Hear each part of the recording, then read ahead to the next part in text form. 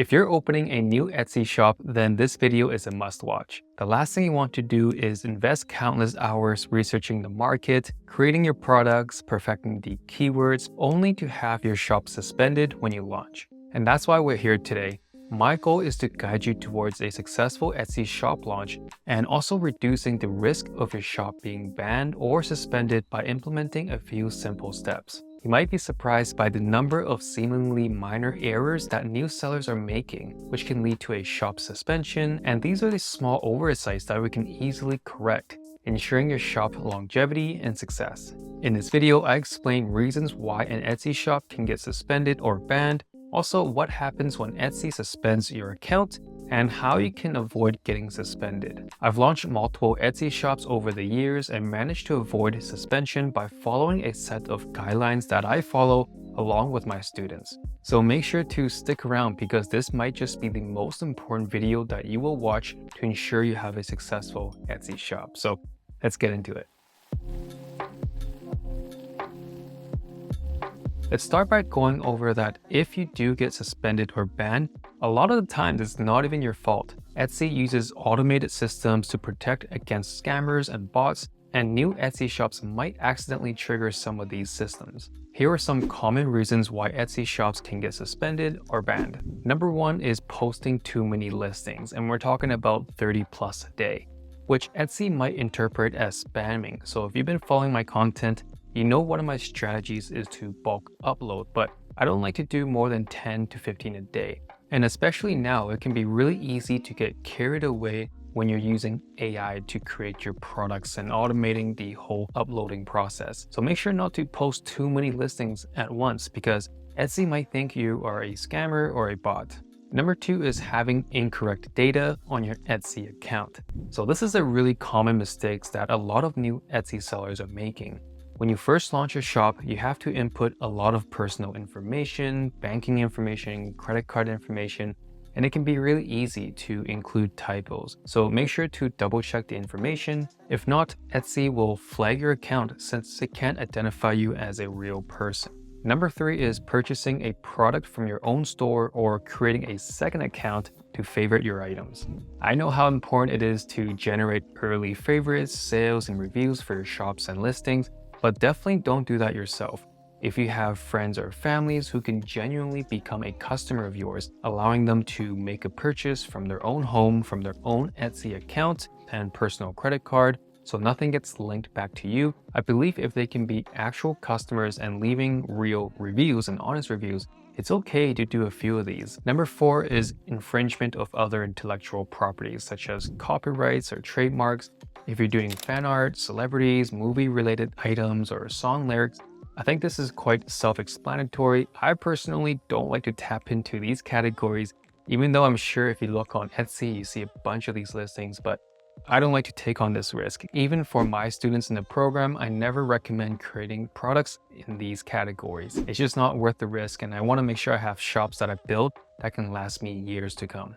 Number five is overdue balances on your Etsy account due to unpaid fees. And this is another common mistake that a lot of people can easily miss. When you first launch your shop and you start running Etsy ads, you may be losing some money at the beginning when you're testing out different listings, different mockups, seeing what works and what doesn't. And this could all happen before you start to make profits. And initially, this could lead to having a balance on your account.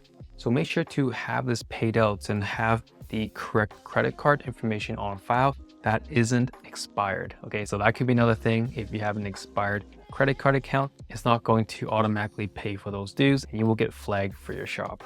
Now that I've explained some of the most common reasons why your Etsy shop can get banned, let's talk about how you can avoid getting suspended and what you need to do to minimize the chances of this happening to you. Number one, mindful of your IP address. If an Etsy store has previously been suspended or banned from a certain IP address, whether it's from your home, there's a possible chance of another suspension when you're creating a new shop from that same IP address. So if you've been suspended in the past and you're creating it from the same home, you can mitigate this by changing your IP address by just opening up from a different location, whether you're going to a friend's or family's place, maybe a coffee shop to do your shop launch. That can really help. Also, if you have, I recommend using another bank account maybe another credit card that you have, to make sure there's no ties to any information to your existing shop that got suspended or banned. Number 2 is ensure accurate location representation. It's important to set up your store in the country that you are located. Etsy wants to establish trust, and by being where the customer thinks you are, it's a major factor in building that trust. For example, if you're from Canada, which is where I'm from, you'll set your shop location as from Canada. Number 3, do not create placeholder listings. Your initial listings should be real products that can be bought from customers.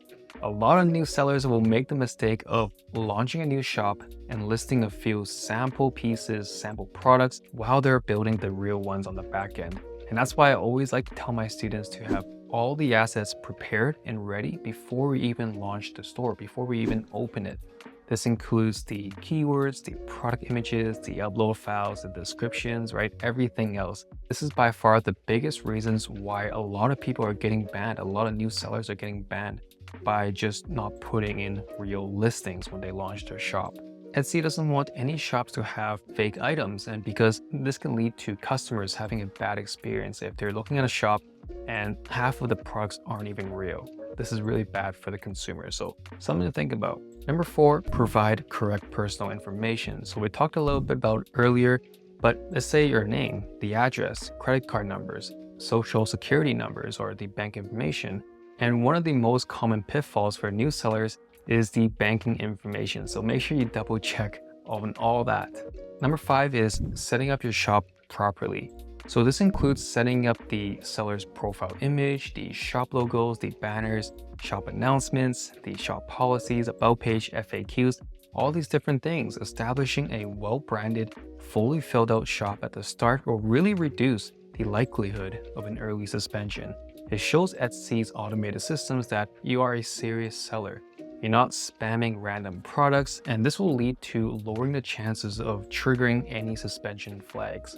Also, if you want to check out what else you should do before opening up your shop and having the best chance of success, then check out this video somewhere on the screen where I'll explain what I would do if I were to start a new shop in 2024.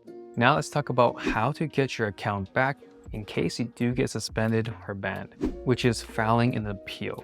In the event of a suspension, which I really don't think that will happen to you if you follow everything that I mentioned earlier, but in case you do, you need to file an appeal with Etsy, and this can be done through the platform if you see a red banner indicating the suspension, or you can email Etsy at support@etsy.com if you can't log into your account. I've included a detailed email template for you to use.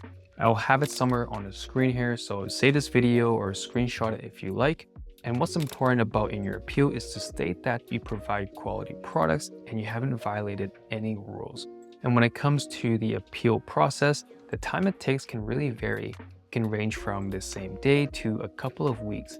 Etsy might not even inform you when the account is reinstated, so make sure to make a habit to log in daily to check. Most of the time, if you're not violating anything too serious, you should get your account back after appealing the suspension. Now, just to wrap up the video, minimizing the risk of an Etsy shop suspension is definitely achievable just by being proactive and following the steps that we talked about. In the rare occasion it does happen, just stay calm, be patient, and you're not alone. A lot of new Etsy sellers have gone through this and seen success by appealing the suspension. So don't let any temporary setbacks to discourage you from pursuing this path, pursuing this entrepreneurial path. So hopefully you enjoyed this, and I'll see you in the next video. Take care.